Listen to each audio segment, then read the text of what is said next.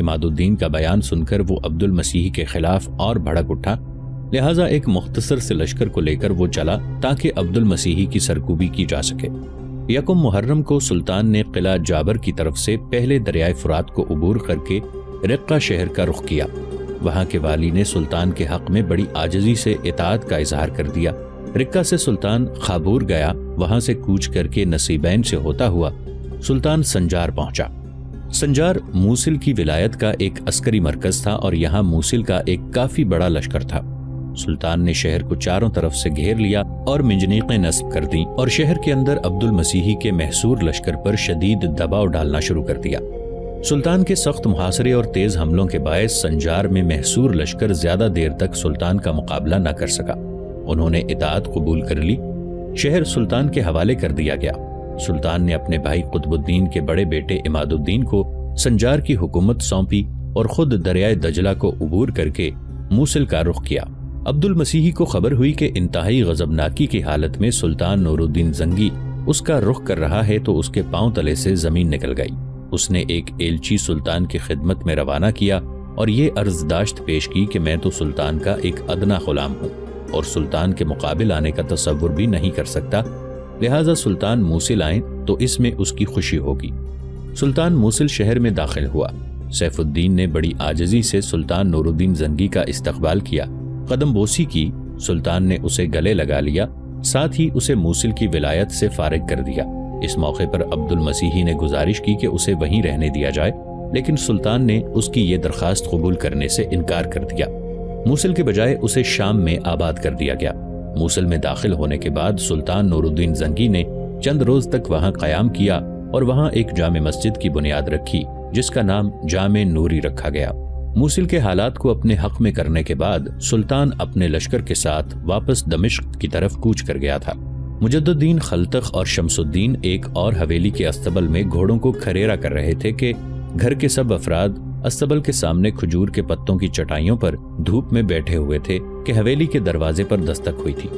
شمس الدین نے گھوڑے کو کھریرا کرنا بند کر دیا، حویلی کے بیرونی دروازے کی طرف گیا۔ دروازہ کھول کر وہ کسی سے باتیں کرنے لگا، پھر اس نے آواز دے کر مجد الدین کو بیرونی دروازے پر بلایا۔ اس پر مجد الدین اور خلتخ دونوں استبل سے نکل کر بیرونی دروازے کی طرف گئے۔ گھر کے دیگر افراد جو کھجور کے پتوں کی چٹائیوں پر بیٹھے ہوئے تھے وہ بھی چونکنے کے انداز میں حویلی کے بیرونی دروازے کی طرف دیکھنے لگے۔ مجد الدین جب حویلی کے دروازے پر آیا تو دروازے پر سلطان نور الدین زنگی کے محافظ دستوں کا سالار کھڑا تھا۔ مجد الدین کو دیکھتے ہی کہنے لگا، امیر، آپ تینوں کو سلطان نے فی الفور طلب کیا ہے۔ مجد الدین فکر مند سا ہو گیا۔ اس کی طرف دیکھتے ہوئے خلتخ اور شمس الدین بھی ایک جستجو میں پڑ گئے تھے۔ مجد الدین نے پھر اسے مخاطب کیا، خیریت تو ہے؟ آنے والا مسلح جوان کہنے لگا، امیر، آپ کو پتا ہے چند دن پہلے کچھ مسلمان نالش لے کر آئے تھے کہ نصرانیوں نے ان کی کشتیاں چھین لی ہیں۔ سلطان نے ان کو کشتیاں دینے کے لیے کہا تھا، لیکن صلیبیوں نے کشتیاں دینے سے انکار کر دیا ہے، لہٰذا سلطان نے اجلاس طلب کر لیا ہے اور اس میں سلطان صلیبیوں کو سزا دینے کے لیے اہم فیصلہ کرنا چاہتے ہیں۔ مجد الدین کے چہرے پر مسکراہٹ تھی۔ وہ کہنے لگا، میں سارا معاملہ سمجھ گیا ہوں، تم چلو، ہم تینوں تمہارے پیچھے پیچھے آتے ہیں۔ اس کے ساتھ ہی وہ مسلح جوان وہاں سے چلا گیا۔ تینوں جب اس جگہ آئے جہاں باقی چٹائی پر بیٹھے ہوئے تھے تب مجد الدین کو مخاطب کرتے ہوئے عبدہ نے پوچھ لیا، مجد الدین میرے بیٹے، خیریت تو ہے؟ اس پر مجد الدین بول پڑا، اماں، سلطان نے فی الفور بلایا ہے۔ میں نے آپ لوگوں سے چند دن پہلے ذکر کیا تھا کہ مسلمانوں کی کچھ کشتیوں پر صلیبیوں نے قبضہ کر لیا تھا۔ سلطان نے وہ کشتیاں مانگی تھیں لیکن جو قاصد بھجوائے تھے وہ لوٹ آئے۔ انہوں نے سلطان کو اطلاع دی ہے کہ صلیبی کشتیاں دینے سے انکار کرتے ہیں۔ میرے خیال میں اب سلطان صلیبیوں کے خلاف ان کشتیوں کے لیے لشکر کشی کریں گے، اس لیے ہم تینوں کو بلایا ہے۔ عبدہ اپنی جگہ پر اٹھ کھڑی ہوئی اور کہنے لگی، میرے بچوں، ان کپڑوں میں مت جانا، پہلے تینوں بھائی لباس تبدیل کرو، اس کے بعد جانا۔ تینوں اپنے اپنے کمروں میں چلے گئے۔ لباس تبدیل کرنے کے بعد وہ مستقر کی طرف روانہ ہوئے۔ سلطان نور الدین زنگی نے صلیبیوں کے ساتھ ایک معاہدہ کر رکھا تھا کہ دونوں قوتیں سمندر کے اندر سفر کرنے والی مسلمانوں اور صلیبیوں کی تجارتی کشتیوں کو نہیں چھیڑیں گے، البتہ جس علاقے میں جو کشتی ڈوب جائے گی یا شکستہ ہو جائے گی اس علاقے کے مالک کو حق ہوگا کہ وہ اس پر قبضہ کر لے۔ یہ معاملہ کچھ یوں تھا کہ لازقیہ کے قریب مسلمانوں کی تجارتی کشتیاں صلیبیوں نے پکڑ لیں۔ ان پر جو مسلمان تاجر سوار تھے انہیں گرفتار کر لیا گیا۔ یہ کشتیاں مصر سے شام کی طرف آ رہی تھیں۔ ان کشتیوں سے جو لوگ فرار ہو کر بچ نکلنے میں کامیاب ہوئے انہوں نے آ کر سلطان سے نالش کی۔ سلطان نے اس نالش کے جواب میں صلیبیوں سے کشتیاں مانگی۔ یہ کشتیاں چونکہ طرابلس کے قریب لوٹی گئی ہیں اور ان پر قبضہ کیا گیا، لہٰذا سلطان نے اپنے قاصد بھی طرابلس کے حکمرانوں کی طرف روانہ کیے، لیکن ان کشتیوں کے سلسلے میں طرابلس کے حکمرانوں نے جھوٹ بولا۔ معاہدے کے مطابق انہیں چاہیے تھا کہ کشتیاں واپس کر دیتے اور سلطان کشتیاں مانگنے میں حق بجانب بھی تھا، لیکن جھوٹ کا سہارا لیتے ہوئے انہوں نے سلطان کو یہ جواب دیا کہ کشتیوں میں پانی بھرایا تھا، اس بنا پر ان پر قبضہ کر لیا گیا ہے۔ یہ سراسر جھوٹ اور دھوکہ دہی تھی۔ بہرحال مجد الدین، شمس الدین اور خلتخ مستقر میں پہنچے تو اس وقت سلطان کے سامنے دیگر سالاروں کے علاوہ عمائدین سلطنت بھی بیٹھے ہوئے تھے۔ وہ تینوں اپنی اپنی نشستوں پر جا کر بیٹھ گئے۔ اس موقع پر سلطان نے مجد الدین کو مخاطب کیا۔ مجد الدین میرے بیٹے، میرے خیال میں جو شخص تمہیں بلانے گیا تھا اس نے تمہیں اس اجلاس کی کچھ تفصیل بتا دی ہوگی۔ مجد الدین نے سلطان کی طرف دیکھا اور کہنے لگا، سلطان محترم، اس نے تفصیل بتا دی تھی۔ طرابلس کے حکمرانوں نے کشتیاں دینے سے انکار کر کے حماقت کا ثبوت دیا ہے اور انہیں ان کی حماقت کی سزا ضرور ملنی چاہیے۔ کشتیاں ہماری اپنی ہیں، واپس کرنی ہوں گی۔ مجد الدین کے ان الفاظ پر سلطان مسکرایا، پھر سب کو مخاطب کر کے سلطان کہہ رہا تھا، اس وقت ہمارے خلاف 4 قوتیں جمع ہو رہی ہیں۔ ایک انطاکیہ کا بادشاہ، دوسرا طرابلس کا حکمران، تیسرا صلیبیوں کے شہر سافیسا اور اریما کا حاکم اور چوتھا ارقا شہر کا حاکم۔ میں چاہتا ہوں کہ ان 4 قوتوں کو متحد نہ ہونے دیا جائے۔ چونکہ ہماری کشتیاں طرابلس والوں نے لوٹی ہیں، لہٰذا صلیبیوں کو یقین ہے کہ ہم طرابلس ہی کے خلاف حرکت میں آئیں گے۔ اس بنا پر جن حاکموں کا میں نے ذکر کیا ہے، یہ اپنے اپنے عساکر طرابلس والوں کی مدد کے لیے روانہ کریں گے، لیکن ہم انہیں طرابلس نہیں پہنچنے دیں گے۔ اس بنا پر میں نے بھی 4 لشکروں کے ساتھ ہی حرکت میں آنے کا فیصلہ کیا ہے۔ مجد الدین میرے بیٹے، جو 4 لشکر ترتیب دیے جائیں گے، ان میں سے جو سب سے بڑا حصہ ہوگا وہ تمہاری کمانداری میں ہوگا۔ تم انطاکیہ کا رخ کرو گے، اس لیے کہ انطاکیہ کے لشکر کی تعداد بھی زیادہ ہوگی اور وہ پوری جانفشانی اور بھرپور طاقت سے طرابلس والوں کی مدد کرنے کی کوشش کریں گے۔ اسامہ بن مرشد تمہارے نائب کی حیثیت سے کام کرے گا۔ میں ارقا شہر کا رخ کروں گا، میرے ساتھ نجم الدین ہوگا۔ تیسرا لشکر صافیسا اور اریما کی طرف جائے گا، اس کی کمانداری خلتخ کرے گا۔ شمس الدین اس کے نائب کی حیثیت سے ان کے ساتھ ہوگا۔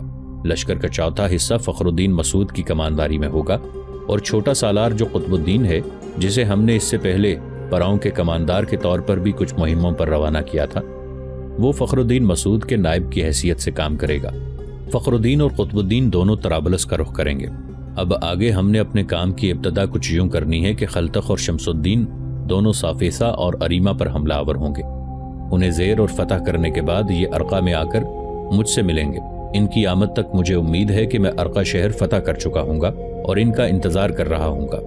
اس کے بعد میں اپنے اور خلتخ دونوں کے لشکروں کو لے کر طرابلس کا رخ کروں گا۔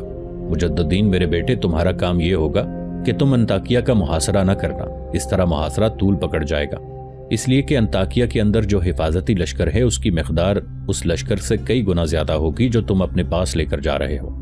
انطاکیہ سے باہر گھات میں رہنا۔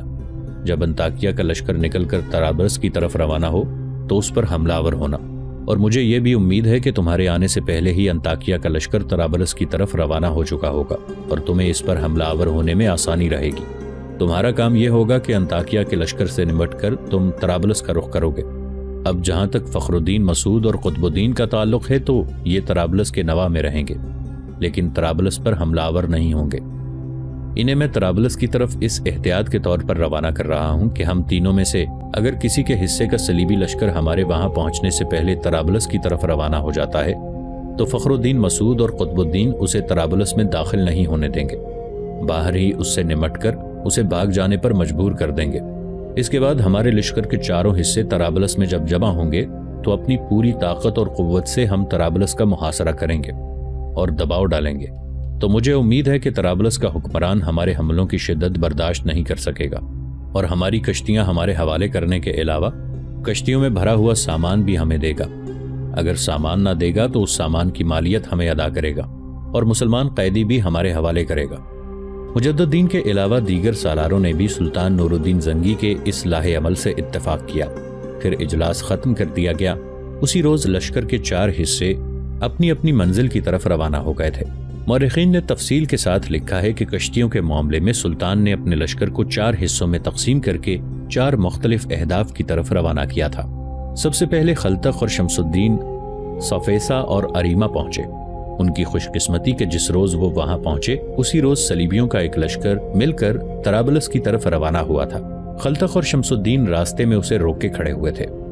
گو صفیسا اور اریما کے لشکر کی تعداد شمس الدین اور خلتخ کے لشکر سے زیادہ تھی، لیکن ان دونوں نے عددی فوقیت کی پرواہ کیے بغیر ان پر شوریلی غسیلی آوازوں میں بے زنجیر موجوں، معمولی جڑ سے اکھڑ کر کل میں سما کر قسمتوں کو برگشتہ کرتے بگولوں، حیات کو مرگ کے خونی کھیل میں مبتلا کر دینے والی جوش مارتی حدت، ہر شے کو زمین بوس اور پاش پاش کر دینے والے پرقہر لمحوں کے پھندوں، ہلاکتوں کے بیشتر اور موت کی اترائی کی طرح حملہ آور ہونے کی ابتدا کر دی۔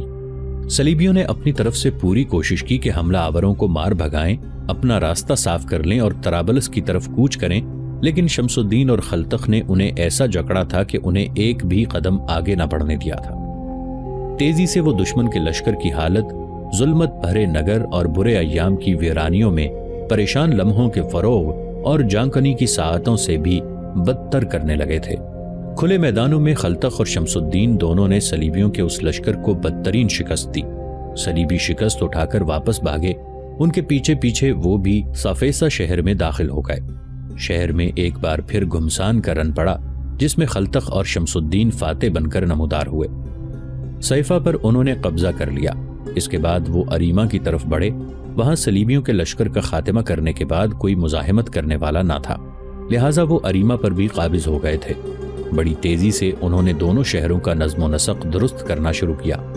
ایسا کرنے کے بعد وہ وہاں سے نکلے اور طے شدہ لاہ عمل کے مطابق طرابلس شہر کا رخ کر گئے تھے۔ ارقا شہر کا رخ خود سلطان اور نجم الدین نے کیا تھا۔ ارقا کا لشکر ابھی طرابلس کی طرف روانہ نہ ہوا تھا کہ انہیں جب خبر ہوئی کہ سلطان نور الدین زنگی ان پر حملہ آور ہونے کے لیے آ رہا ہے، تو سلطان کے آنے سے پہلے ہی انہوں نے شہر کے باہر اپنی صفیں درست کرنا شروع کر دیں، اور جو ہی سلطان اپنے لشکر کے ساتھ ان کے سامنے آیا، وہ فوراً سلطان اور نجم الدین دونوں پر حملہ آور ہوئے۔ کہتے ہیں سلطان نور الدین زنگی کا مخبری کا محکمہ اپنے کام میں مہارت رکھتا تھا۔ انہوں نے سلطان کو پہلے ہی آگاہ کر دیا تھا کہ ارقا کا صلیبی لشکر شہر سے باہر نکل کر جو ہی سلطان کے قریب پہنچے گا، سلطان پر حملہ آور ہو جائے گا۔ لہٰذا صلیبیوں کا حملہ روکنے کے بعد سلطان نے بھی اپنا رنگ دکھانا شروع کیا۔ پھر ارقا شہر کے باہر صلیبیوں پر امیدوں کی میٹھی گود میں خواہشوں کو بے ثمر کر دینے والے آگ اور خون کے وحشت بدوش کھیل، ظلم و تعدی کی سیاہ گھٹاؤں اور وحشی جذبوں کے غبار پر چھا جانے والے بے روک اندھیاروں اور بدی کی خواہشات میں داخل ہو کر دمادم رقص کرتی آندھیوں، زخم کے نقش و نگار کھڑی کرتی ہمت مردانہ جرت مندانہ کی طرح حملہ آور ہوا۔ صلیبیوں کو بڑی امید تھی کہ وہ ارقا شہر کے باہر سلطان کو پسپا کر کے طرابلس کی طرف روانہ ہو جائیں گے، لیکن ارقا شہر کے باہر سلطان نے اپنے تیز حملوں کے باعث ان کے سارے دم خم نکال دیے، اور وہ اپنے آپ کو سلطان کے سامنے شکستوں کے غبار کفن، لاشوں، بے وطن مسافروں، ویران گزرگاہوں کے تشنہ لب مسافروں سے بھی زیادہ بدتر محسوس کر رہے تھے۔ پھر شکست اٹھا کر وہ ارقا شہر میں داخل ہوئے اور محصور ہو گئے۔ سلطان نے ارقا شہر کا محاصرہ کر لیا۔ محاصرہ ابھی جاری تھا کہ خلتخ اور شمس الدین بھی اپنے حصے کے دونوں شہروں کو فتح کر کے ارقا میں سلطان سے آن ملے تھے۔ ان کی آمد سے سلطان کو تقویت ہوئی اور ارقا کا محاصرہ پہلے سے زیادہ شدت اختیار کر گیا۔ ارقا کا قلعہ اور فصیل انتہائی مضبوط اور مستحکم تھے، لہٰذا سلطان نے فصیل پر منجنیقوں کے ذریعے سنگباری شروع کر دی تھی، اور سنگباری کی تاب نہ لاتے ہوئے ارقا کی فصیل لرزنے لگی تھی اور ٹوٹنا شروع ہو گئی تھی۔ صلیبیوں نے جب اندازہ لگایا کہ مسلمانوں کا سلطان نور الدین زنگی ارقا کو فتح کیے بغیر نہیں ٹلے گا، تب انہوں نے ہتھیار ڈال دیے اور امان طلب کی۔ سلطان نور الدین زنگی نے انہیں معاف کر دیا، انہیں اجازت دے دی کہ جس قدر وہ مال و اسباب اٹھا سکتے ہیں لے کر قلعے سے نکل جائیں، قلعہ خالی کر دیں اور مسلمانوں کے حوالے کر دیں۔ جب صلیبیوں نے قلعہ خالی کر دیا تو سلطان قلعے پر قابض ہو گیا۔ کہتے ہیں سلطان نے لگ بھگ 7 دن وہاں قیام کیا، اور شہر کا نظم و نسق درست کرنے کے بعد وہ اپنے اور خلتخ کے متحدہ لشکر کو لے کر طرابلس کی طرف کوچ کر گیا تھا۔ ادھر انطاکیہ کے لشکر کو خبر ہو چکی تھی کہ سلطان نور الدین کا ایک لشکر ان سے ٹکرانے کے لیے بڑی تیزی سے ان کی طرف بڑھ رہا ہے، لہٰذا انطاکیہ سے باہر کھلے میدانوں میں وہ اس کا انتظار کرنے لگے تھے، یہاں تک کہ مجددین اپنے لشکر کے ساتھ ان کے سامنے جا کھڑا ہوا۔ انہیں دیکھتے ہی انطاکیہ کے صلیبی لشکر نے اپنی صفیں درست کرنا شروع کر دی تھیں۔ اپنے لشکر کے آگے کھڑے مجد الدین اور اسامہ بن مرشد نے دیکھا صلیبیوں کا لشکر ان کے لشکر سے کئی گنا زیادہ تھا۔ کچھ دیر تک مجد الدین دشمن کے لشکر کا جائزہ لیتا رہا، پھر گھوڑے پر سوار ہو کر مڑا۔ اس کے لشکری جو اس کے پیچھے اپنی صفیں درست کر چکے تھے انہیں مخاطب کر کے وہ کہہ رہا تھا، امت مسلمہ کے پاسبانوں، ملت کے نگہداروں، یہ تمہارے سامنے وہی لوگ ہیں جو اس سے پہلے کئی بار وقت کے تیز رفتار قہرمانوں میں بستیاں برباد اور شہر ویران کرنے والے بن کر اٹھے۔ کئی بار اضطراب بیزاری کے اثرات انہوں نے اٹھانے کی کوشش کی، ان گنت بار انہوں نے اوروں کی حرمت کے چراغوں کو بجھانے کا ارادہ کیا، لیکن ہم نے ہر بار ان کے دلوں کو زخم زخم کر کے بھاگ جانے پر مجبور کر دیا۔ آج پھر جنگل کی کالی رات میں آتش کے ساگر اور فریب کی کرب خیزیاں اور دست درازیاں لے کر تمہارے سامنے آن کھڑے ہوئے ہیں۔ آؤ تاریخ کا قرض چکانے کے لیے صداقتوں اور سطوتوں کے لہروں کے ماورائی سفر میں ریزہ ریزہ کر دینے والے عذابوں، قرب کے آخری لمحوں میں شعلوں کے رقص کی طرح ان پر حملہ آور ہو کر ان کی آنکھوں میں آتشی بگولے بھر دیں، ان کے لہو میں درد کا بوجھ بڑھا دیں، ان کی نبض میں خونی مد و جزر کھڑے کر کے رکھ دیں، ان کے دلوں میں گریبان چاک کرتے ہوئے نوحے بھر دیں، ان کے ہونٹوں پر بنجر زمینوں کی سی سیلی آہیں، ان کی جرتوں کے دل افریزیوں میں قبروں کی خاموشی اور بوسیدہ قفس سی ویرانیاں سجا کر رکھ دیں۔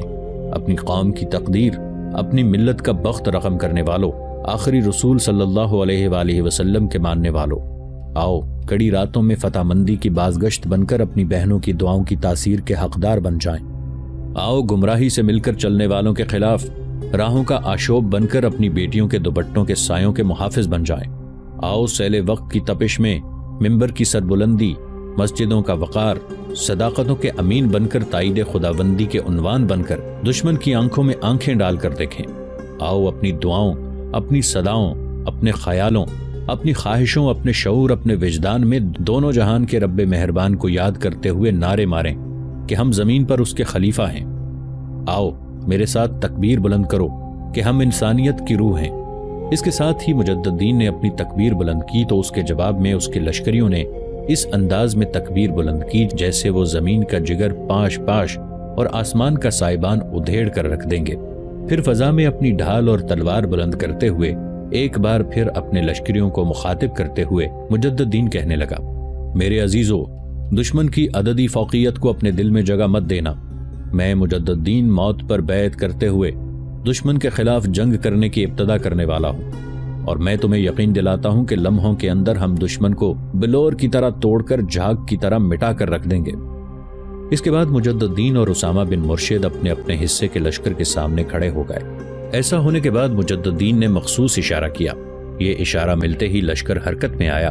پھر مجد الدین اور اسامہ بن مرشد انطاکیہ کے لشکر پر سینوں میں اسباب ہلاکت کی چنگاریاں کھڑی کرتی طوفانی شہامت، ذہنوں میں قہرمانیت کی جنم دیتی وحشت، ابدیت کی راہوں میں پھیلے قضاء و مرگ کے شکنجوں، لاکراں افلاک کی گہرائیوں میں پنہاں صدیوں کے رکے تھمے کرب خیز ارادوں، لشکریوں پر اناب بن کر نزول کرتی کروٹیں لیتی، برق کی ہولناکی اور اشجار ویران اور خیموں تک کو اکھاڑ پھینکنے والے آندھیوں کی طرح حملہ آور ہو گئے۔